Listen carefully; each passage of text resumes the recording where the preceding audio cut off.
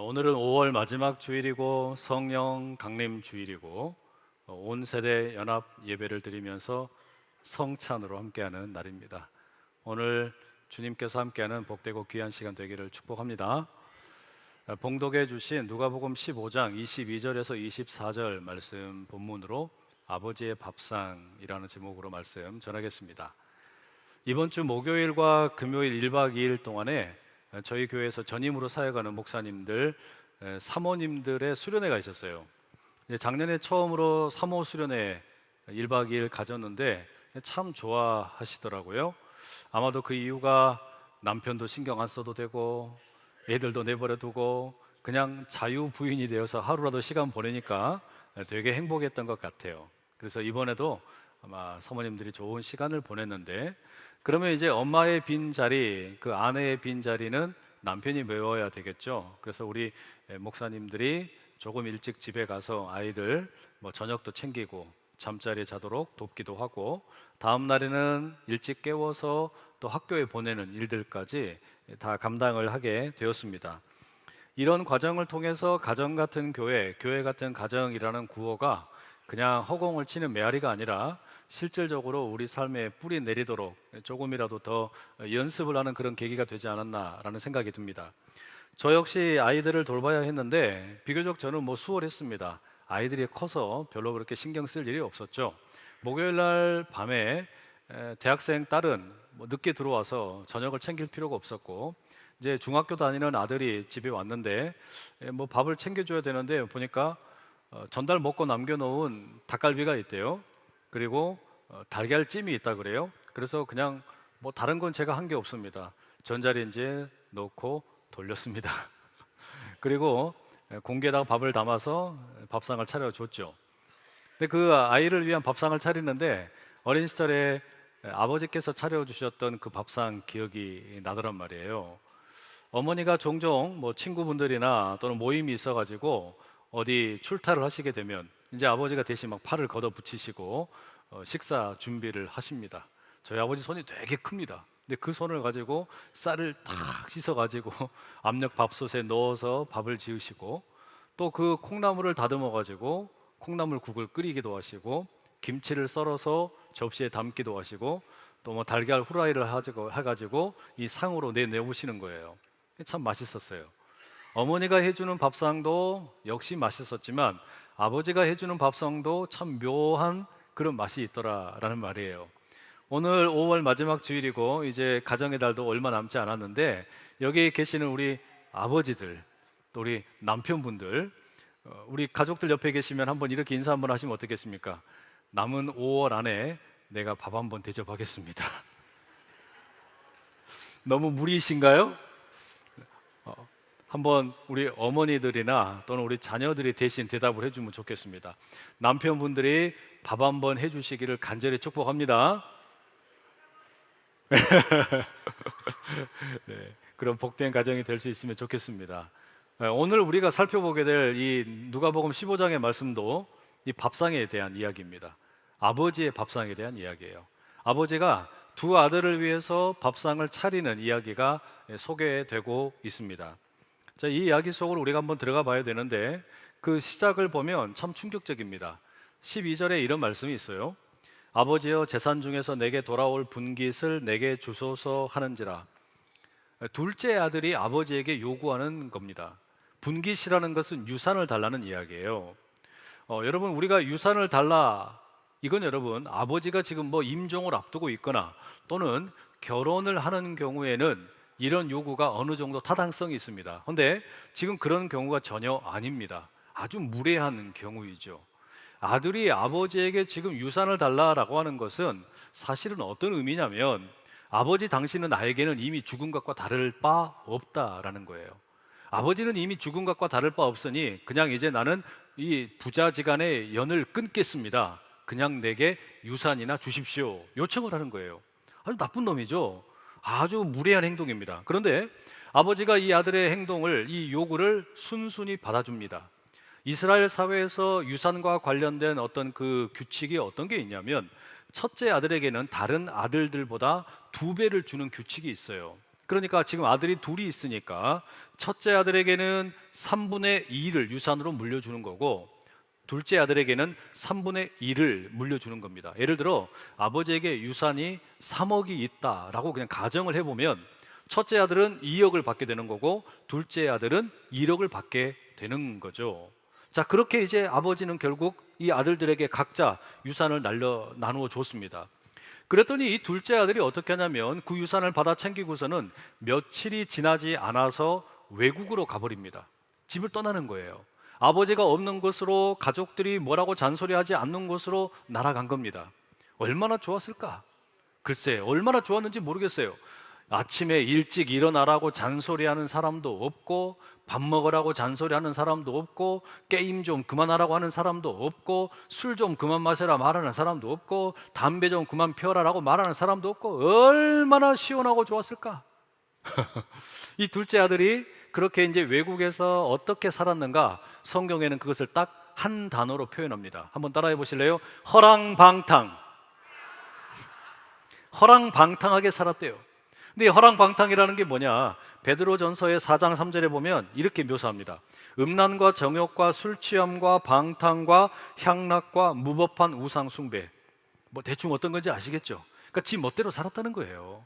누가 간섭할 일도 없고 뭐라고 하지도 않으니까 그냥 내 멋대로 자고 싶으면 자고, 일어나고 싶으면 일어나고, 뭐 술 먹고 싶으면 술 먹고, 하고 싶은 대로 그냥 자기 멋대로 사는 겁니다. 그럼 어떻게 될까요?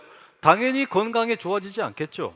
그리고 이 수중에 있던 돈이 점점 빠져나가는 겁니다. 그냥 뭐 오늘은 내가 쏘겠다 막 이렇게 돈을 막 낭비하고 이러다 보니까, 돈을 물 쓰듯이 쓰다 보니까 통장의 잔고가 금세 바닥이 나는 거예요. 결국에 그렇게 돼서 어떻게 됐을까요? 뭐 금방 거지 되는 거죠. 여러분, 여기서 우리가 질문이 하나를 해봐야 돼요. 도대체 이 둘째 아들이 왜 아버지 집을 떠났을까 하는 질문입니다. 아버지 집에 있으면 먹고 살 걱정 없습니다.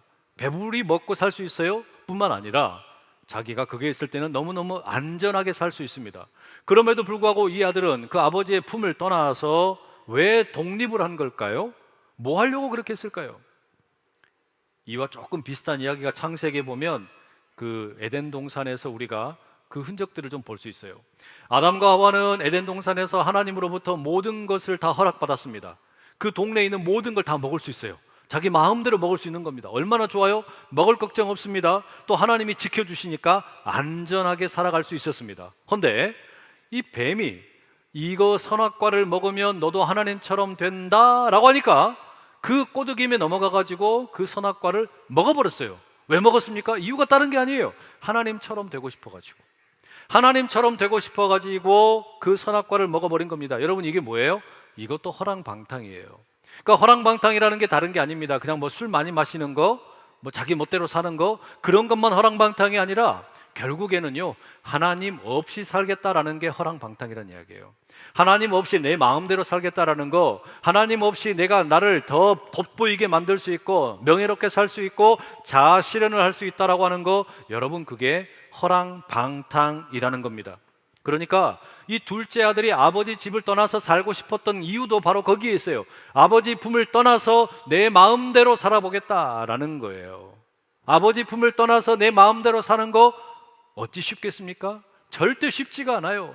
허랑방탕하게 살다 보니까 돈은 돈대로 다 금방 빠져버리고 건강도 좋아지지를 않는 겁니다. 여러분, 오늘 우리 시대도 이런 허랑방탕이 참 많아요. 그냥 술에 취해가지고 날마다 뭐 여기 돌아다니고 저기 돌아다니고 이런 허랑방탕 말고, 물론 그것도 있지만 더 중요한 건 뭐냐면 하나님 없이 살겠다는 그런 허랑방탕이에요.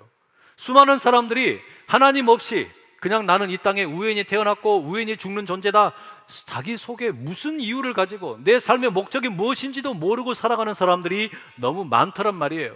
그러다 보니까 어떻습니까? 삶이 너무나 곤고하고 공허하고 무질서하고, 그러다가 스스로 생을 마감하는 사람들도 많고, 뭐 다른 것을 의지하면서 살아가는 사람들이 많아요. 하나님 없이 자기 스스로를 의지하고 돈을 의지하고 욕망을 의지하고 마약을 의지하고 술을 의지하고 이렇게 살다가 어떻게 되는 겁니까? 삶이 너무 힘겨워지고 망가지는 거예요. 그런 일들이 우리의 가정 가운데, 우리 가운데 얼마나 많습니까? 여러분, 그렇습니다. 하나님을 버리고 하나님 없이 살겠다라고 하는 거, 이 허랑방탕한 삶의 결국은 뭐냐? 결국은 배고파지는 거예요. 병드는 거예요.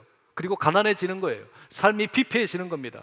이 둘째 아들이 그랬어요. 집을 떠나가지고 살다 보니까 너무 힘겨운 겁니다. 결국에 먹을 것이 없어서 거지가 되어가지고 돼지를 키우는 사람에게 나를 일꾼으로 좀 써주시오 부탁을 합니다. 근데 여러분, 이스라엘 사람들에게 돼지라고 하는 것은 이건 아주 불결한 동물이기 때문에 상종을 안 합니다. 그런데 얼마나 배가 고팠으면 그 돼지 키우는 일을 했겠어요. 심지어는요, 그 돼지에게 주는 사료, 쥐염 열매를 몰래 훔쳐 먹기까지 했습니다. 배가 고프다고 여러분, 우리가 강아지 사료 먹으면 돼요? 안 돼요? 안 되잖아요. 그런데 이 둘째 아들은 너무 배가 고파서 돼지가 먹어야 될 사료까지 집어먹을 만큼 비참한 신세가 된 겁니다. 인생 밑바닥으로 그냥 뚝 떨어진 거예요. 참 기가 막힌 일이죠. 그런데 17절 말씀에 보면 새번역 성경으로 이렇게 번역을 해놨습니다. 그제서야 그는 제정신이 들어서. 여러분, 이게 참 은혜로운 말씀이에요. 무슨 이야기냐?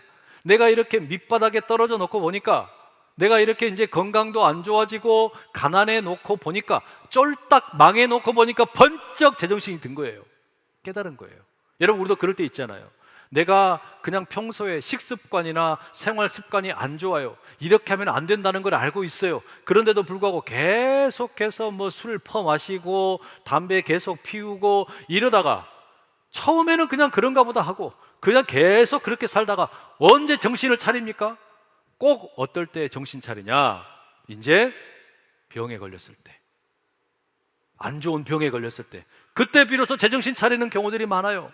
또 돈 많을 때는 막 흥청망청 자기 멋대로 쓰다가 이제 그냥 쫄딱 망하게 되었을 때 정신 차리는 경우들이 많단 말이에요. 이 둘째 아들이 그런 거예요. 이렇게 이제 쫄딱 망해가지고 몸도 좋아지지 않고 심지어 돼지 사료 쥐염 열매를 집어먹고 있는 자기 모습을 보고 그제서야 비로소 정신을 차린 거예요. 그런데 여러분, 이게 하나님이 주신 기회입니다. 그때 어떻게 해야 됩니까? 늦었더라도 돌이켜야 돼요. 박명수라는 분은 늦었을 때는 진짜 늦었다 그랬는데 그게 아니고, 우리가 늦었다라고 생각될 때 그때라도 빨리 돌이켜라. 그게 성경의 메시지입니다. 이때 여러분, 제정신을 차리지 못하면 어떻게 되는 겁니까? 결국 나락으로 떨어지는 거예요. 그리고서 이 사람이, 이제 이 둘째 아들이 그렇게 정신을 차려놓고 나서 뭐라고 독백을 합니까? 내가 왜 이랬을까? 내가 왜 이랬을까? 우리 아버지 집에 있으면 내가 이렇게 배 고플 일은 없는데, 이렇게 내가 건강이 나빠질 일도 없는데, 내가 이렇게 안전을 위협받을 일도 없는데 내가 왜 이랬을까? 안 되겠다. 아무리 창피하지만 그래도 아버지 집으로 다시 돌아가자. 부끄럽지만 아버지 집에 돌아가서 죄를 고백하고 용서를 구하고 아버지 집에 일꾼으로라도 좀 써달라 그래야겠다. 그래야 내가 살 수 있겠다. 이렇게 이 둘째 아들이 돌이키게 됩니다. 여러분, 오늘 우리가 예배 드리는 가운데 혹여 아직 정신 차리지 못했던 분 있다면 성령께서 여러분 가운데 전기 충격을 주셔서라도 깨닫는 일이 있기를 축복합니다. 그리고 돌이키는 일이 있기를 축복합니다. 아들이요, 이 둘째 아들이 그렇게 하고서 이제 아버지 집을 향해서 걸어갑니다. 뚜벅뚜벅 걸어갑니다. 걸어가다 보니 어땠을까요?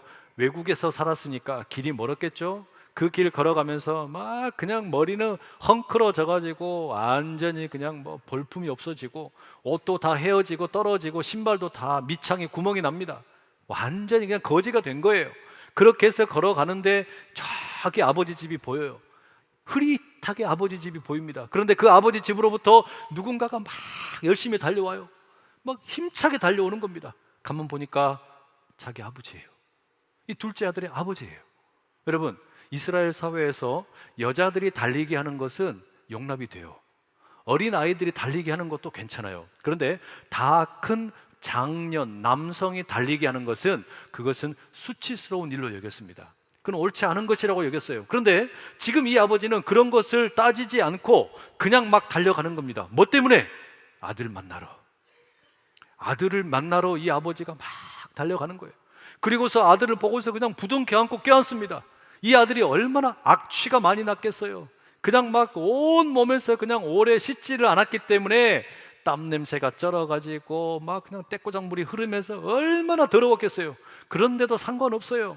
아들의 머리가 그냥 막 거지가 되어가지고 이가 있고 막 벼룩이 온몸이 있고, 그런데도 이 아버지가 그냥 막 껴안는 겁니다. 그냥 막 입을 맞추는 겁니다. 왜? 죽은 줄로만 알았던 아들이 살아 돌아왔기 때문에. 이 아버지가 그렇게 이제 아들을 꽉 껴안아주고 나니까 아들이 그 아버지 앞에 털썩 엎드려서 어떻게 했어요? 말을 합니다. 21절에 보면 아버지, 내가 하늘과 아버지께 죄를 지었사오니 지금부터는 아버지의 아들이라 일컬음을 감당하지 못하겠습니다. 아들이 고백하는 거예요. 아버지 죄송합니다. 나는 이제 아버지 아들로 살 수가 없습니다. 그냥 아버지 집안의 일꾼 중에 하나로 먹고 살 수만 있으면 그걸로 감지덕지입니다. 이렇게 이야기한 거예요. 그런데 그때 아버지가 어떻게 합니까? 그 아들의 입을 탁 틀어 막아요. 그리고 뭐라 그러시냐? 무슨 그런 소리를 하냐? 넌 내 아들이다. 너는 죽었다가 살아 돌아왔으니 넌 내 아들이다. 그리고서는 그 하인들을 시켜가지고 우리 아들 깨끗이 목욕시켜라. 그리고 제일 좋은 옷으로 갈아입혀라. 그리고 잃어버린 반지도 다시 갈아 끼워라. 그리고서 신발도 제일 좋은 신발로 갈아 끼워라. 이렇게 아버지가 그 아들을 완전히 탈바꿈시키는 겁니다. 그리고 나서 뭐하냐? 마지막에 보면 이 아버지가 둘째 아들을 위해서 살이 포동포동 찐 송아지를 잡습니다. 송아지 고기가 맛있나 봐요. 여러분 뭐 좋아하세요? 소고기 어떤 부위를 좋아하세요? 안심 스테이크도 여기다가 만들어 놓고, 등심 스테이크도 여기다가 만들어 놓고, 여기다 육회도 만들어 놓고, 갈비찜도 만들어 놓고, LA 갈비도 굽고, 뭐 별별 거, 또 뭐 맛있는 거 뭐 있어요? 안창살? 항장살? 뭐가 됐든지 간에 아버지가 그렇게 그냥 상다리가 부러지게 여기 이 상처럼 맛있는 상을 차리셨어요.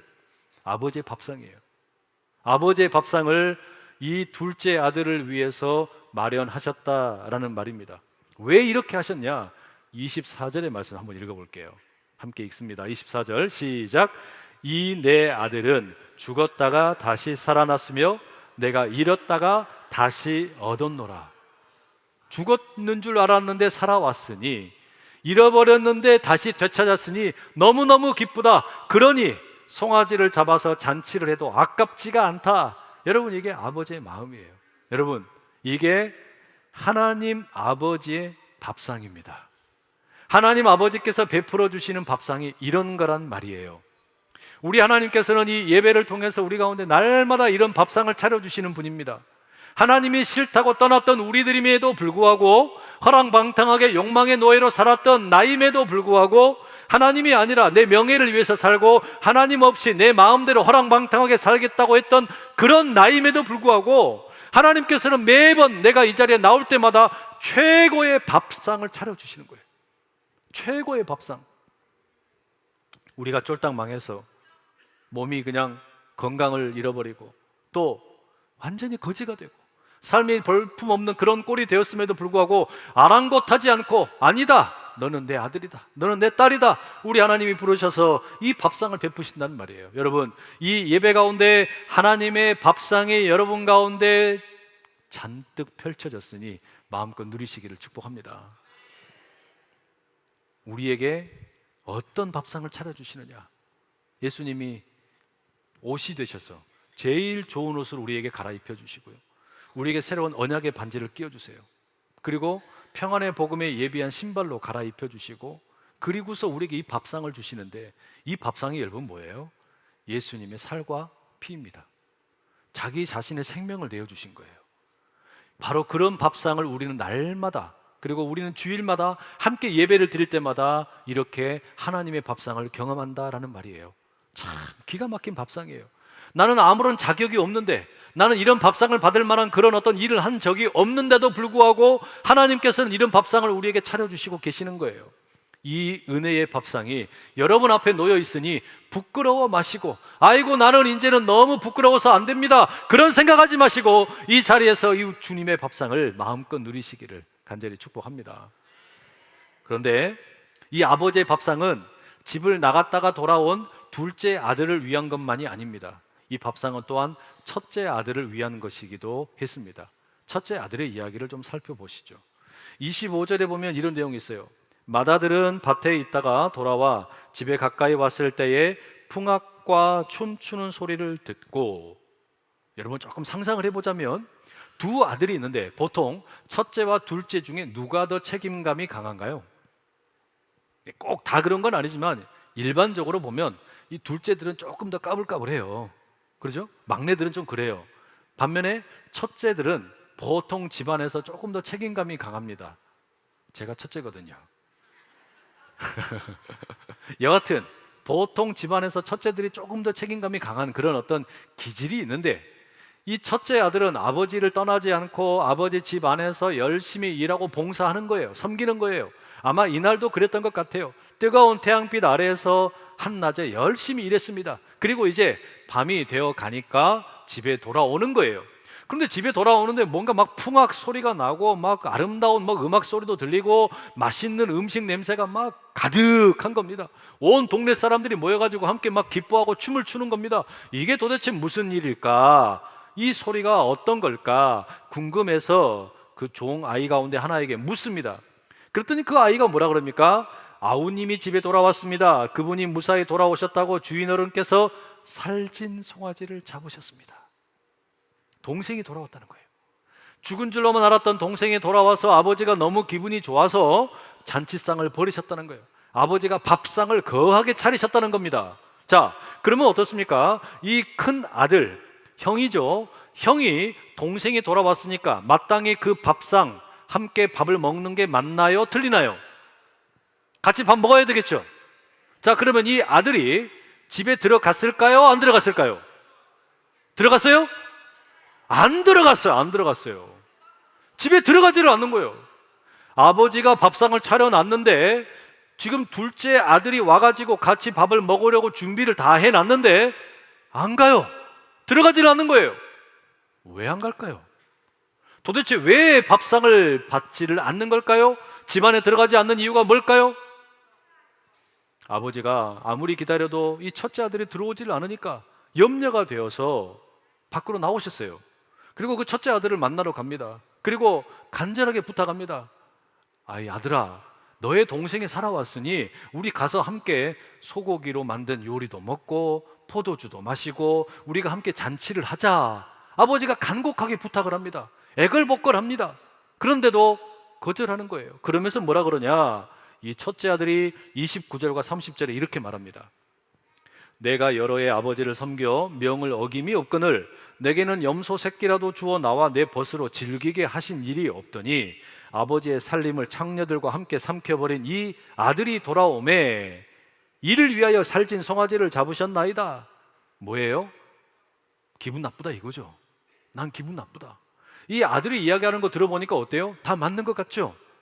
다 맞는 것 같아요. 그런데 이 이야기를 조금 뜯어놓고 보면 이 첫째 아들이 가지고 있는 왜곡된 아버지에 대한 의식, 자기 자신에 대한 어떤 인식, 그리고 둘째 아들, 자기 동생에 대한 생각을 우리가 발견할 수 있어요. 이게 무슨 이야기냐? 여러분, 이 첫째 아들은 아버지를 어떻게 생각했냐? 29절과 30절에 보면 우리말 성경에는 아버지라는 단어가 나와 있어요. 그런데 원문으로 보면은 아버지라는 말이 전혀 없어요. 그러니까 이 첫째 아들은요, 지금 자기 앞에 아버지가 와 있는데 아버지라고 안 불러요. 그럼 뭐라 그러냐? 당신이라고 불러요. 당신이라고 불러요. 이건 뭐냐? 사실상 이 첫째 아들은 아버지 집에 함께 살고 있지만 둘째 아들처럼 마음속으로는 이미 아버지가 죽었다고 생각하는 것과 다를 바가 없어요. 아버지는 내 아버지가 아니다. 이렇게 지금 생각을 하고 있는 겁니다.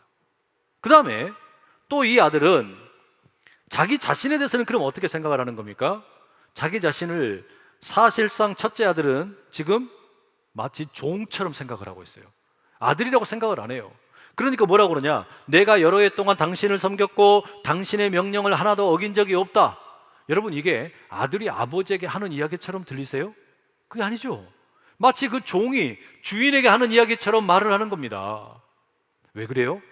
자기 자신이 아버지의 자녀라고 하는 인식이 없는 거예요. 나는 그냥 이 집안의 종이다, 이 집안의 노예다, 이렇게 생각을 하고 있는 겁니다. 그러냐 이 말이죠. 왜곡된 자아상을 갖고 있어요. 그리고 마지막 세 번째, 이 동생에 대해서는 어떻습니까? 이게 또요, 이 형이 자기 아우를 동생이라고 한 번도 부르지를 않아요. 자기 아우라고 부르지를 않아요. 그럼 뭐라 그러냐? 아버지, 아들 이렇게 불러요. 당신 아들이라고 부르는 거예요. 참 아주 웃긴 놈이에요. 이 첫째 아들도 그러니까 지금 보면은 아버지를 아버지라고 안 불러요. 당신이라고 불러요. 나는 당신의 종이요. 그리고 저 아들은 내 동생이 아니고 당신 아들이요, 이렇게 말하고 있는 거예요. 그러면 이 아버지가 이 첫째 아들을 정말로 그렇게 서운하게 대했냐? 그게 아니라니까요. 앞에 있는 내용 보면 이미 아버지가 두 아들에게 유산을 다 각각 나눠줬습니다. 그러면 둘째에게는 3분의 1을 줬고 첫째에게는 얼마 줬다고요? 3분의 1을 줬다니까. 첫째에게는 3분의 1을 줬으니까 훨씬 더 많이 준 거잖아요. 첫째가 2억을 받았으면 둘째는 1억을 받은 거예요. 그런데 어떻게 염소 새끼 한 마리 안 줬다고 불평할 수 있습니까? 다 준 건데, 아버지는 이미 다 줬는데. 여러분, 그러니 이 첫째 아들은 지금 아버지 집안에 살고 있지만 그러나 마음으로는 이미 아버지를 지워버린 것과 마찬가지예요. 어쩌면 이런 것 때문일까요? 우리 부모님들에게 그런 이야기 종종 듣습니다. 절대로 내가 죽기 전에는 유산 물려주지 않는다. 이 첫째, 둘째가 다 이렇게 지금 못된 짓을 하는 거예요. 자, 그래서 이런 아들에게, 이 첫째 아들에게 아버지는 뭐라고 답변을 하시냐? 31절에 이렇게 이야기를 들려줍니다. 아들아, 너는 항상 나와 함께 있으니 내 것이 다 네 거다. 여러분, 지금 이 첫째 아들은 아버지를 아버지라고 안 불렀어요. 그러나 아버지는 여전히 이 아들을 아들아 이렇게 부르고 있어요. 네가 나를 어떻게 생각하든지 간에 나는 여전히 너의 아버지다. 그리고 너는 나의 아들이다. 이렇게 말씀하고 있는 거예요. 결국에 아버지와 아들의 관계를 회복시키는 겁니다. 너는 이 집의 종도 아니고 노예도 아니고 너는 내 아들이다. 아버지가 이야기하는 겁니다. 뿐만 아니라 이 아버지는 둘째 아들과 이 첫째 아들의 관계에 대해서도 그냥 당신의 아들 이렇게 말하는 이 첫째에게 그렇게 이야기를 안 해요. 너의 동생이다. 너의 동생이라고 그것을 인식시켜주고 있는 거예요. 너희 둘은 형제라고 부르는 겁니다. 그래서 여러분, 결국에 이 아버지는 지금 밥상을 쫙 차려놨는데 이 밥상은 결국에 이 둘째 아들 집을 나갔다가 돌아온 이 탕자를 위한 밥상일 뿐만 아니라 집에 있었지만 아버지를 아버지로 생각하지 않았던 첫째 아들을 위한 밥상이기도 했다는 말이에요. 결국에 이 아버지가 차려놓은 밥상은 자격 없는 아들을 위한 밥상이고, 또한 나는 아주 떳떳하고 나는 잘하고 저 둘째 아들은 아주 못한다라고 생각하는 교만한 첫째 아들을 위한 밥상이기도 했습니다. 결국에 이 밥상을 통해서 우리가 경험하는 건 뭐냐? 아버지는요, 이 집을 나갔던 둘째 아들, 그 죄인이 이제는 의인이 되기를 원하시는 거고, 아버지 집안에 살고 있지만 자기 멋대로 살고 자기 혼자 잘났고 다른 사람 정죄하는 이 교만한 첫째 아들이 겸손한 아들로 변화되기를 원하는 거예요. 그게 아버지 밥상이에요. 여러분, 우리는 가족을 다른 말로 식구라고 부르죠. 밥을 함께 먹는단 말이에요. 우리는 함께 밥을 먹으면서 가족이 됩니다. 우리는 또한 이 오순절 성령 강림절을 통해서 함께 교회가 된 사람들입니다. 교회가 뭐 하는 곳이냐? 같이 함께 먹는 사람들의 모임입니다. 뭘 먹느냐? 예수님의 살과 피를 먹는 사람들이에요. 우리는 이 예수님의 살과 피를 먹으면서 죄인이 의인으로 변화되는 것이고 교만했던 사람이 겸손함으로 변화된단 말이에요. 둘째 아들도 달라지는 거고 첫째 아들도 달라지는 겁니다. 그렇게 우리 주님이 베풀어 주시는 주님의 살과 피에 참여하게 될 때 이 교회가 건강한 가정 같은 교회 되고, 또한 우리의 가정이 교회 같은 가정으로 달라지게 될 줄로 믿습니다. 우리 주님께서 우리 모두를 이 하나님의 밥상으로 초청을 하십니다. 자신의 살을 내어주시고 자신의 피를 내어주십니다. 이 밥상에 참여하는 가운데 우리 모두가 변화될 수 있기를 간절히 축복합니다. 죄인이 변화되어 의인되고 교만했던 자가 변화되어 겸손하게 변화되는 이 주님의 밥상으로 여러분 모두를 초청합니다. 그 은혜가 우리 가운데 가득하기를 소망합니다. 기도하겠습니다. 하나님 아버지, 5월의 마지막 주일 우리가 함께 모여 예배 드립니다. 아버지의 밥상 가운데 참여합니다. 베풀어 주신 은혜, 자격이 없지만 베풀어 주신 이 은혜의 밥상에 머물고 교만하여 남을 정죄하고 나만 잘났다고 생각했던 그런 우리들의 모습도 주님 앞에 나와 겸손하게 변화되기를 소망합니다. 주여, 이 밥상 앞에서 새로워지는 우리 모두가 되게 하시고 가정 같은 교회 되고 교회 같은 가정으로 우리 모두를 들어 사용하여 주시옵소서. 예수님의 이름으로 기도드립니다. 아멘.